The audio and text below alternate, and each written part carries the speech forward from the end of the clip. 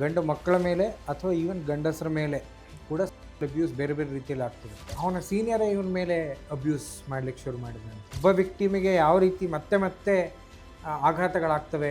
ಲೈಟೆಲ್ಲ of ಆದ ಮೇಲೆ ಸ್ವಲ್ಪ ಹೊತ್ತಲ್ಲಿ ಅವನ ಮೈ ಮೇಲೆ ಮತ್ತೆ ಕೈಗಳು.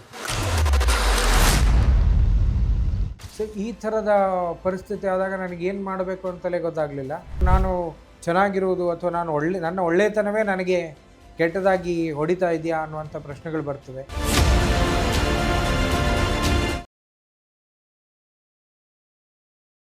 ಮೈಂಡ್, ಬಾಡಿ, ಸೋಲ್.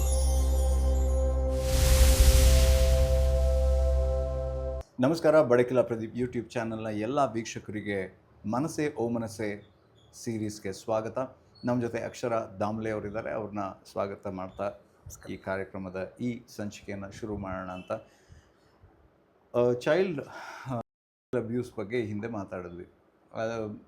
ಅದರಲ್ಲೇ ಬೇರೆ ಬೇರೆ ರೂಪಗಳು ಕೂಡ ಇದೆ. ಎಸ್ಪೆಷಲಿ ಈಗ ನಾವು ಅಲ್ಲಿ ಒಬ್ಬ ಮಗುವಿನ ಮೇಲೆ ಹೇಗೆ ಅಬ್ಯೂಸ್ ಆಯಿತು ಮತ್ತು ಸ್ವಂತ ತಂದೆಯಿಂದ ಹೇಗೆ ಅಬ್ಯೂಸ್ ಆಯಿತು ಅನ್ನೋದ್ರ ಬಗ್ಗೆ ಮಾತಾಡಿದ್ವಿ. ಈಗ ನಾವು ಜಾಸ್ತಿ ಮಾತಾಡದೇ ಇರುವಂಥದ್ದು, ಜಾಸ್ತಿ ಗಮನಿಸದೇ ಇರೋದು ಅಂತಂದರೆ ಒಬ್ಬ ಹುಡುಗನ ಮೇಲೆ ಇರ್ಬೋದು, ಒಬ್ಬ ಗಂಡಸಿನ ಮೇಲೆ ಆಗುವಂಥ ಅಬ್ಯೂಸ್ಗಳ ಬಗ್ಗೆ.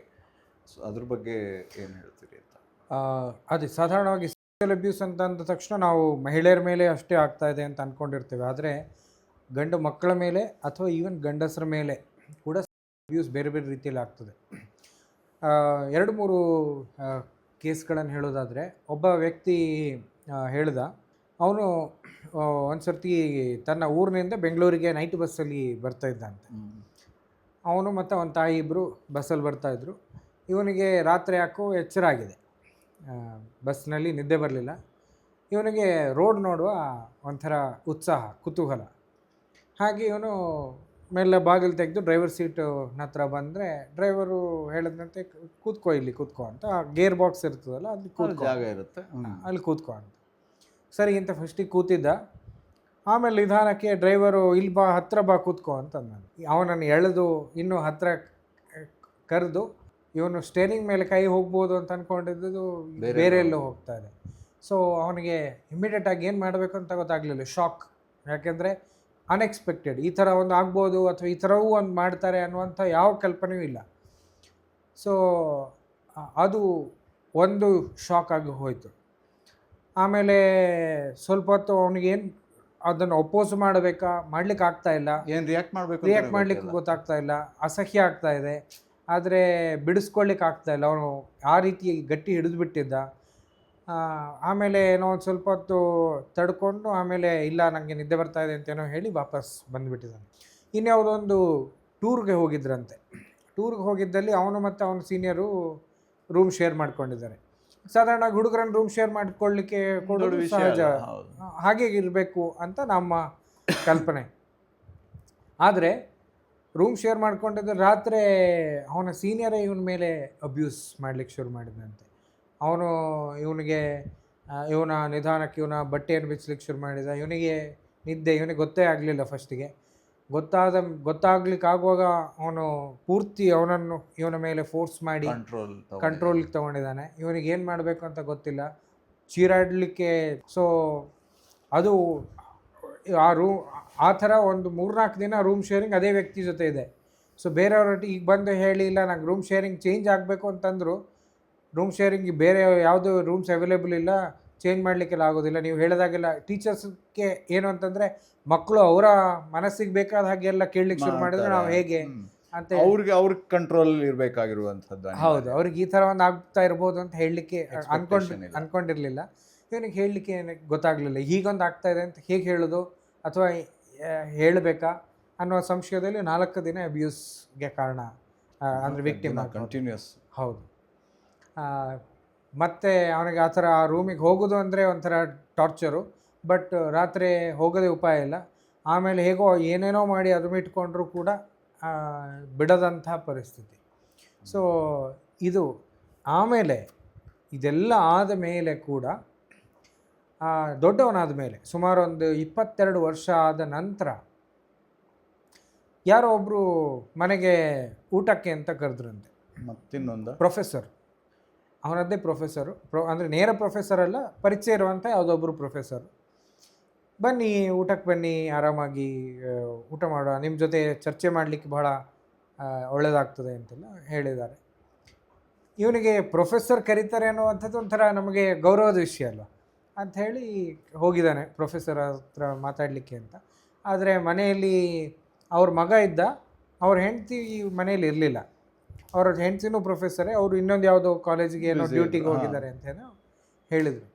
ಸರಿ ಅಂತಂದ, ಸರ್ ನಾನಿನ್ನು ಹೊರಡ್ತೇನೆ ಅಂತಂದಾಗ, ರಾತ್ರಿ ಆಯ್ತಲ್ಲ, ಇನ್ನೀಗ ಈ ರಾತ್ರಿಯಲ್ಲಿ ಎಲ್ಲಿಗೆ ಹೋಗ್ತೀರಾ ಮನೆಗೆ, ಇದ್ದು ಬಿಟ್ಟು ಹೋಗಿ, ನಾಳೆ ಬೆಳಗ್ಗೆ ಹೋಗಿ ಅಂತ ಅಂದಿದ್ದಾರೆ. ಇವನಿಗೂ ಸರಿ ಕಂಡಿದೆ, ಸರಿ ಇನ್ನೀಗ ರಾತ್ರಿ 10-11 ಗಂಟೆ ಆಗಿದೆ, ಮತ್ತೆ ಬೈಕನ್ನು ಡ್ರೈವ್ ಮಾಡಿಕೊಂಡು ಹೋಗುವ ರಿಸ್ಕ್ ಯಾಕೆ ಅಂಥೇಳಿ, ಸಾಧಾರಣವಾಗಿ ಮನೆಗಳಲ್ಲಿ ಹೇಳೋದು ಹಾಗೆಲ್ಲ, ರಾತ್ರಿ ಲೇಟ್ ತಡ ಆಗಿ ಆದರೆ ರಿಸ್ಕ್ ತೊಗೊಳ್ಳೋದು ಬೇಡ ರಾತ್ರಿ ಅಂತ. ಹಾಗೆ ಸರಿ ಮಲಗಲಿಕ್ಕೆ ಅವನಿಗೊಂದು ಚಾಪೆ ಹಾಸ್ಕೊಟ್ರೆ ಸಾಕು, ತುಂಬ ಏನು ಸ್ಪೆಸಿಫಿಕ್ ಆಗಿ ಇಂಥದ್ದೇ ಆಗಬೇಕು ಅಂತಲ್ಲ ಇದ್ದಂಥವನಲ್ಲ. ಹಾಗೆ ಮಲಗಲಿಕ್ಕೆ ಹೋಗಿದ್ದಾನೆ. ಅವನಿಗೆ ಹಾಸಿಗೆ ಎಲ್ಲ ಹಾಸ್ಕೊಟ್ಟಿದ್ದಾರೆ. ಹಾಸ್ಕೊಟ್ಟು ಲೈಟೆಲ್ಲ ಆಫ್ ಆದ ಮೇಲೆ ಸ್ವಲ್ಪ ಹೊತ್ತಲ್ಲಿ ಅವನ ಮೈ ಮೇಲೆ ಮತ್ತೆ ಕೈಗಳು ಮತ್ತೆ ಸೇಮ್ ಇವನಿಗೆ ಆ ಟೈಮ್ ಹಳೆ ಟ್ರಾಮಾಗಳೆಲ್ಲ ಕದಡಿದ ಹಾಗೆ ಆಗಿ, ನಾನು ಆವಾಗ ಕೇಳಿದೆ, 22 ವರ್ಷದವನಿಗೆ ನಿನಗೆ ಗೊತ್ತಿತ್ತಲ್ಲ ಇದು ತಪ್ಪು ಅಥವಾ ಇದು ಏನು ಅಂತ ಗೊತ್ತಿತ್ತಲ್ವಾ ಅಂತ. ಆದರೆ ಆವಾಗ ಅವನು ಹೇಳ್ದ, ನಾನು ಒಂಥರ ಸ್ತಬ್ಧನಾಗಿ ಹೋದೆ, ನನಗೆ ಏನು ಮಾಡಬೇಕಂತಲೇ ಗೊತ್ತಾಗಲಿಲ್ಲ. ಯಾಕೆಂದರೆ ನಾನು ಯಾರನ್ನು ಬಹಳ ಗೌರವ ಸ್ಥಾನದಿಂದ ನೋಡ್ತಾ ಇದ್ನೋ, ಈ ವ್ಯಕ್ತಿಯಿಂದ ನಾನು ತುಂಬ ವಿಷಯಗಳನ್ನು ಕಲ್ತ್ಕೊಳ್ಬೋದು, ನನಗೆ ಇಂಥ ಒಬ್ಬರು ಪ್ರೊಫೆಸರ್ ಇರಲಿಲ್ಲ. ಸೊ ಈ ಥರದ ಪರಿಸ್ಥಿತಿ ಆದಾಗ ನನಗೇನು ಮಾಡಬೇಕು ಅಂತಲೇ ಗೊತ್ತಾಗಲಿಲ್ಲ. ಆಮೇಲೆ ಅವರಿಗೆ ನಾನು ಒಂದು ಸ್ವಲ್ಪ ರೆಸಿಸ್ಟೆನ್ಸ್ ತೋರಿಸಿದ್ರೂ ಕೂಡ ಅವರ ಇದನ್ನು ಮಾಡದೆ, ತೀಟೆಯನ್ನು ಮುಗಿಸದೆ ಬಿಡಲಿಲ್ಲ. ಆಮೇಲೆ ಹೇಗೋ ಮಲ್ಕೊಂಡು ಬೆಳಗ್ಗೆ ಆದರೆ ಸಾಕು ಅಂತ ಕಾದು ಹೊರಗೆ ಬಂದೆ. ಆಮೇಲೆ ಅವರನ್ನು ಮುಖ ಸಹ ನೋಡಲಿಲ್ಲ ಜೀವನದಲ್ಲಿ ಅಂತ. ಇದು ಅಂದರೆ ಒಬ್ಬನೇ ವ್ಯಕ್ತಿಗೆ ಈ ಥರ ಆಗುವಂಥದ್ದು ಅದು ತುಂಬಾ ಅಂದರೆ ಘೋರ ಕೂಡ, ಅಂದರೆ ವೆರಿ ವೆರಿ ಹಾರಿಬಲ್ ಅಂತ ಅನ್ಬೋದು. ಅಂದರೆ ಎಸ್ಪೆಷಲಿ ಈ ಥರದ್ದು ಪ್ಯಾಟರ್ನ್ಗಳು ಅಂದರೆ ಇದೇ ಥರ ಆಗತ್ತೆ ಅಂತ ನೀವು ಹೇಳೋದಾ, ಅಥವಾ ಹೇಗೆ? ಅಂದರೆ ಇದು ಯಾವ ಥರದ ವ್ಯಕ್ತಿಗಳಿಂದ ಈ ಥರ ಆಗತ್ತೆ ಅಂತ ಏನಾದರೂ ಇದಿದೆಯಾ, ಮತ್ತು ಯಾವ ಥರದ ಮಕ್ಕಳ ಮೇಲೆ ಆಗತ್ತೆ ಅಂತ ಅಥವಾ ಏನಾದ್ರು ಪ್ಯಾಟರ್ನ್ ಇದೆಯಾ ಅದಕ್ಕೆ? ಹೇಗೆ ಪ್ಯಾಟರ್ನ್ ಅಂತ ಹೇಳಲಿಕ್ಕೆ ಕಷ್ಟ, ಆದರೆ ಬಹುಶಃ ಸ್ವಲ್ಪ ಸೌಮ್ಯ ಸ್ವಭಾವದವರು ಅಥವಾ ಸ್ವಲ್ಪ ಏನು ಮೃದು ಹೃದಯದವರು ಅಂತ ಹೇಳ್ತೇವಲ್ಲ, ಅಂಥವರಿಗೆ ಬಹುಶಃ ಇಂಥದ್ದು ಬಹಳ ಅಂಥವ್ರು ಇಂಥ ವಿಕ್ಟಿಮ್ಗಳಾಗ್ತಾರೆ ಅಂತ ಕಾಣ್ತದೆ. ಯಾಕೆಂದರೆ ಯಾರು ಅಬ್ಯೂಸರ್ ಇರ್ತಾರೆ ಅವರು ನೋಡಿದ ಕೂಡಲೇ ವ್ಯಕ್ತಿಯನ್ನು ಅನಲೈಸ್ ಮಾಡ್ತಾರೆ. ಇವರು ಗಲಾಟೆ ಮಾಡ್ಬೋದಾ ಅಥವಾ ಹೊರಗೆ ವಿಷಯ ತರಬೋದಾ ಮೇಲೂ ಕೂಡ ಇದಿರುತ್ತಾ? ಹಾಂ, ಅವ್ರು ನೋಡುವ ಅವರ ಅಪಿಯರೆನ್ಸ್ ಮೇಲೂ ಇರ್ತದೆ. ಆದರೆ ಅದಕ್ಕಿಂತಲೂ ಹೆಚ್ಚು ಅವರಿಂದ ಯಾವುದೇ ತೊಂದರೆ ಆಗಬಾರ್ದು, ಅವ್ರದ್ದು ಪವರ್ ಡೈನಮಿಕ್ಸ್ ಕೂಡ ಇರ್ತದೆ. ಸೊ ಯಾರು ಇವರು ಎಷ್ಟು ಪವರ್ಫುಲ್ ಅವ್ರ ಮೇಲೆ, ಅಥವಾ ಅವರು ಎಷ್ಟು ಇನ್ಫ್ಲುಯೆನ್ಸ್ ಮಾಡಬಲ್ಲರು, ಅಥವಾ ಅವರನ್ನು ಎಷ್ಟು ಒಂಥರ ಬಾಯಿ ಕಟ್ಟಿಸಬಲ್ಲರು ಅನ್ನುವಂಥ ಒಂದು ವಿಷಯವನ್ನು ನೋಡ್ತಾರೆ. ಆಮೇಲೆ ಒಂದು ಸರ್ತಿ ಆದ ಮೇಲೆ ಬಹುಶಃ ಇವರಿಗೆ ಸೀರಿಯಲ್ ಈ ಥರ ಅಬ್ಯೂಸ್ ಆದಾಗಲೂ ಕೂಡ ಬಹುಶಃ ಒಂದರ ಟ್ರಾಮಾ ಹೋಗಿರೋದಿಲ್ಲ, ಇನ್ನೊಂದು ಬಂದಿರ್ತದೆ. ಸೊ ಅದರ ಮೇಲೆ ಆಘಾತ ಆದಾಗ ಹೇಗೆ ಯಾವ ಥರದ ಇಂಪ್ಯಾಕ್ಟ್ಗಳಾಗ್ಬೋದು? ಬೇರೆ ಬೇರೆ ರೀತಿಯಾದಂಥ ಇಂಪ್ಯಾಕ್ಟ್ಗಳಾಗ್ತವೆ. ಯಾಕೆಂದರೆ ಒಂದು, ಅವರು ತುಂಬ ಪವರ್ಲೆಸ್ ಫೀಲ್ ಮಾಡ್ತಾರೆ. ಯಾಕೆಂದರೆ ಅವರಿಗೆ ಇದು ಬೇಸಿಕಲಿ ಯಾವುದೇ ರೀತಿ ಅಬ್ಯೂಸ್ ಇರಲಿ, ಯಾರ ಮೇಲೆ ಇರಲಿ, ಇದು basically attacking on there personal identity and personal space, psychology directly. ಹೌದು. ಸೊ ಅವರ ಐಡೆಂಟಿಟಿ ಮೇಲೆ ಕ್ವೆಶ್ಚನ್ ಬರ್ತದೆ. ಕೆಲವರು ನಾನು ಚೆನ್ನಾಗಿರುವುದು ಅಥವಾ ನನ್ನ ಒಳ್ಳೆಯತನವೇ ನನಗೆ ಕೆಟ್ಟದಾಗಿ ಹೊಡಿತಾ ಇದೆಯಾ ಅನ್ನುವಂಥ ಪ್ರಶ್ನೆಗಳು ಬರ್ತವೆ. ಆಮೇಲೆ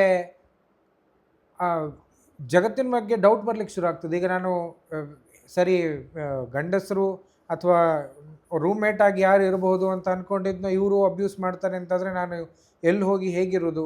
ಹಾಗೆಯೇ ನಾನು ರೂಮ್ ಶೇರಿಂಗ್ ಮಾಡುವಂಥ ಪರಿಸ್ಥಿತಿ ಬಂದಾಗ, ಈಗ ಉದಾಹರಣೆಗೆ ನೀವು ಕಾನ್ಫರೆನ್ಸಿಗೆ ಹೋಗಿರಲಿ ಅಥವಾ ಈ ಥರದ ಬೇರೆ ಬೇರೆ ಯಾವುದೇ ಸಂದರ್ಭಗಳಲ್ಲೂ ಕೂಡ ಈ ಥರದ್ದು ರೂಮ್ ಶೇರಿಂಗ್ ಮಾಡಬೇಕಾದಂಥ ಪರಿಸ್ಥಿತಿಗಳು ಬರ್ತವೆ.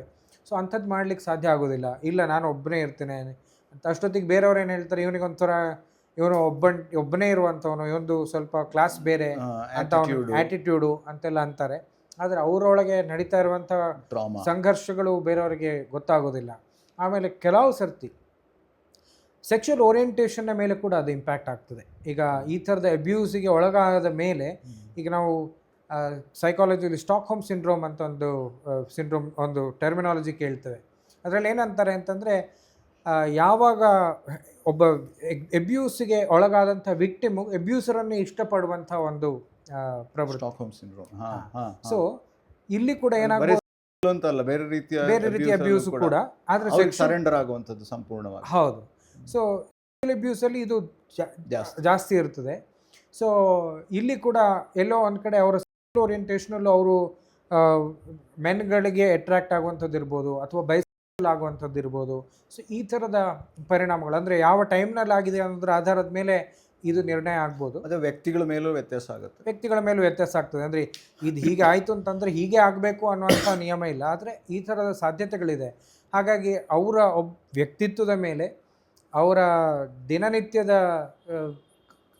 ಈ ಸಂವಹನದ ಮೇಲೆ, ಅಥವಾ ಇನ್ ಜನರಲ್ ಅವರ ರಿಲೇಷನ್ಶಿಪ್ಗಳ ಮೇಲೆ ಅದು ಇಂಪ್ಯಾಕ್ಟ್ ಆಗ್ತದೆ. ಮತ್ತು ಮೇಜರಾಗಿ ಅವರ ಕಾನ್ಫಿಡೆನ್ಸ್ ಕಳ್ಕೊಂಡ್ಬಿಡ್ತಾರೆ. ಸೊ ನಮ್ಮ ನಾವು ಸಾಧಾರಣವಾಗಿ ಏನು ಹೇಳ್ತೇವೆ, ಕಾನ್ಫಿಡೆನ್ಸ್ ಇದ್ದರೆ ನಾವು ಜೀವನದಲ್ಲಿ ಏನು ಬೇಕಾದ್ರೂ ಮಾಡ್ಬೋದು. ಆದರೆ ಕಾನ್ಫಿಡೆನ್ಸ್ ಮಾಡಬೇಕು ಅಂದರೆ ಕಾನ್ಫಿಡೆನ್ಸ್ ಇಲ್ಲ ಅಂದರೆ, ಹೌದು. ಸೊ ಈ ಥರದ ಪರಿಸ್ಥಿತಿ ಆಗ್ತದೆ. ಹಾಗಾಗಿ ಅದು ಯಾವುದೇ ರೀತಿಯಾದಂಥ ಅಬ್ಯೂಸ್ ಆದರೂ ಕೂಡ ಅದು ಅಹಿತಕರ ಮತ್ತು ಅದನ್ನು ಒಪ್ಪಲಿಕ್ಕೆ ಸಾಧ್ಯವೇ ಇಲ್ಲ ಅಂತ ನನಗೆ. ಬಟ್ ಈಗ ಈ ಥರದ್ದು ಅಬ್ಯೂಸಸನ್ನು ಗುರುತಿಸೋದು ಕಷ್ಟ ಅನಿಸುತ್ತೆ. ಹೌದು, ಯಾಕೆಂದರೆ ಇದು ಹೇಳಲಿಕ್ಕೆ ಸಾಧ್ಯವೇ ಇಲ್ಲ. ಮತ್ತು ಸಾಧಾರಣವಾಗಿ ಇಂಥ ಪರಿಸ್ಥಿತಿಗಳೇ ಇರ್ತವೆ. ಈಗ ಗಂಡಸರು ಹುಡುಗರನ್ನು ಒಂದೇ ರೂಮಲ್ಲಿ ಹಾಕೋದು ಸಹಜ. ಸೊ ಅಂಥಲ್ಲಿ ಅಬ್ಯೂಸ್ ಆದಾಗ ಹೇಗೆ ಹೇಳೋದು, ಅಥವಾ ಯಾರ ಹತ್ರ ಹೇಳೋದು, ಹೇಗೆ ಇದಕ್ಕೆ ಅಲರ್ಟ್ ಆಗಿ ಹೇಗಿರಬೇಕು, ಚಿಕ್ಕವರಾಗಲಿ ದೊಡ್ಡವರಾಗಲಿ, ಬಹುಶಃ ಪ್ಯಾಟರ್ನ್ಗಳಾಗೇನು ಅದ್ರ ಬಗ್ಗೆ ನೋಡೋದು. ಬಹುಶಃ ಈ ಅಟ್ಲೀಸ್ಟ್ ಎಜುಕೇಷನ್ ಅಂದರೆ ಏನು ಅಂತ ಒಂದು ಸ್ವಲ್ಪ ಮಟ್ಟಿಗಾದರೂ ಮಕ್ಕಳಿಗೆ ತಿಳಿ ಹೇಳಬೇಕು ಅಂತ ಅನ್ನಿಸ್ತದೆ. ಯಾಕೆಂದರೆ ಆವಾಗ ಏನಾಗ್ತಾ ಇದೆ, ಇದು ಏನು ಅನ್ನೋದ್ರ ಬಗ್ಗೆ ಆದರೂ ಒಂದು ಸ್ವಲ್ಪ ಅವೇರ್ನೆಸ್ ಇರ್ತದೆ. ಎರಡನೇದು, ಯಾವತ್ತೂ ಕೂಡ ಹೀಗೆ ಶೇರಿಂಗ್ ಅಕೊಮಡೇಷನ್ ಇದ್ದಾಗ ಯಾರಾದರೂ ಬಂದು ಹೀಗೆ ಏನಾದರೂ ಹೇಳಿದರೆ, ನನಗೇನು ಚೇಂಜ್ ಆಗಬೇಕು ಅಂತಿದ್ರೆ, ನೇರವಾಗಿ ಅದ್ರ ಬಗ್ಗೆ ಡಿಸ್ಮಿಸ್ ಮಾಡೋ ಬದಲು ಅದನ್ನು ಯಾಕೆ ಹೇಳ್ತಾ ಇರ್ಬೋದು ಅಂತ ಯಾವಾಗಲೂ ಕೂಡ ನಾನು ಹೇಳೋದು, ಆಚೆ ವ್ಯಕ್ತಿಯ ಪರ್ಸ್ಪೆಕ್ಟಿವನ್ನು ನಾವು ಯಾವತ್ತೂ ನೋಡಬೇಕು ಅಂತ. ಬಟ್ ಎಲ್ಲ ರೀತಿ ಈ ಥರದ ಇದರಲ್ಲಿ ಎಲ್ಲ ಮಕ್ಕಳು ಬಾಯಿ ಬಿಟ್ಟು ಹೇಳೋ ಪರಿಸ್ಥಿತಿಲಿ ಇರ್ತಾರ? ಅಲ್ಲ, ಬಾಯ್ಪಟ್ಟು ಹೇಳೋ ಪರಿಸ್ಥಿತಿಯಲ್ಲಿ ಇರುವುದಿಲ್ಲ. ಹೇಳದಂಥವ್ರದ್ದು ಒಂದು ದೌರ್ಭಾಗ್ಯ, ಆದರೆ ಹೇಳಿಯೂ ಅದಕ್ಕೆ ಪರಿಹಾರ ಸಿಗದಿದ್ದರೆ ಅದು ಇನ್ನೊಂದು ದೌರ್ಭಾಗ್ಯ. ಈಗ ಈ ಉದಾಹರಣೆನ ತಗೊಳ್ಳೋದಾದ್ರೆ, ಬದಲಾಯಿಸಿ ನಂಗೆ ಬೇರೆ ಇದು ಕೊಡಿ ಅಂತೇಳಿ ಹೇಳಿದರೆ ಯಾಕೆ ಅಂತ ಕೇಳಿದ್ರೆ ಅವ್ರು ಏನು ಹೇಳ್ತಾರೆ? ಹೌದು, ಅವ್ರಿಗೆ ಹೇಳಲಿಕ್ಕೆ ಆಗ್ತಾ ಇರೋದಿಲ್ಲ. ಸೊ ಅಷ್ಟೊತ್ತಿಗೆ ಅಲ್ಲಿ ವ್ಯಾಲಿಡ್ ರೀಸನ್ ಇಲ್ಲ, ಹಾಗಾಗಿ ಸುಮ್ಮನೆ ಇವರಿಗೆ ಅಂತ ಆಗ್ತದೆ. ಹಾಗಾಗಿ ಏನಾಗ್ತಾ ಇದೆ ಅಂತ ಹೇಳಲಿಕ್ಕೆ ಅಟ್ಲೀಸ್ಟ್ ಅವರಿಗೆ ಅರ್ಥ ಆಗುವ ಹಾಗೆ ನಾವು ಅವರನ್ನು ಎಜುಕೇಟ್ ಮಾಡಬೇಕು. ಯಾಕೆಂದರೆ ಈಗ ಈವನ್ ಮಾಮೂಲಾಗಿ ಆದರೂ ಕೂಡ, ಈಗ ಉದಾಹರಣೆಗೆ ನನ್ನ ಇನ್ನೊಬ್ಬರು ಕ್ಲೈಂಟ್ ಹೇಳ್ತಾಯಿದ್ರು, ಅವ್ರ ಮಗನಿಗೆ ಸಣ್ಣದಿರುವಾಗ, ಈಗ ನಮ್ಮ ಹಿರಿಯರು ಅದರಲ್ಲೂ ಒಂದು ಸಣ್ಣ ಒಂದು ಕೆಟ್ಟ ಅಭ್ಯಾಸ ಇದೆ ಕೆಲವರಿಗೆ, ಗಂಡು ಮಕ್ಕಳ ಪರ್ಸ್ನಲ್ ಪ್ರೈವೇಟ್ ಪಾರ್ಟನ್ನು ಮುಟ್ಟಿ ಇದು ನನಗೆ ಕೊಡ್ತೀಯಾ ಅಂತ ಸಣ್ಣ ಮಕ್ಕಳ ಹತ್ರ ಕೇಳ್ತಾರೆ. ಅವ್ರಿಗೆ ಅದು ಆಟ, ಆದರೆ ಮಕ್ಕಳಿಗೆ ಅದು ಪ್ರಾಣ ಸಂಕಟ ಆಗ್ಬೋದು. ಸೊ ಯಾವುದೇ ರೀತಿಯಾದ ಅವ್ರ ಮೈಂಡಲ್ಲಿ ಬೇರೆ ರೀತಿಯ ಒಂದು ಇದು ಬಿಲ್ಡ್ ಆಗ್ಬೋದು. ಅವರು ಎಲ್ಲರಿಂದಲೂ ವಿಮುಖರಾಗ್ಬೋದು, ಅಥವಾ ಚೇಂಜ್ ಆಗುವಂಥದ್ದು ಇರ್ಬೋದು. ಹೌದು, ಎನಿಥಿಂಗ್. ಹೌದು. ಸೊ ಈ ಥರದ್ದನ್ನು ಯಾವುದನ್ನು ಮಾಡಬಾರ್ದು, ಅದು ತಪ್ಪು ಅಂತ ನಾವು ಬಹುಶಃ ಎಲ್ರಿಗೂ ಮನವರಿಕೆ ಮಾಡಬೇಕು. ಮತ್ತು ಯಾರಾದರೂ ಬೇರೆಯವ್ರು ಮಾಡ್ತಾ ಇದ್ದರೆ ಅದನ್ನು ನಿಲ್ಲಿಸುವುದಕ್ಕೂ ನಾವು ನಮ್ಮ ಜವಾಬ್ದಾರಿಯನ್ನು ವಹಿಸಬೇಕು. Thank you so much. ಮುಂದಿನ ಸಂಚಿಕೆಯಲ್ಲಿ ಮಾತಾಡೋಣ.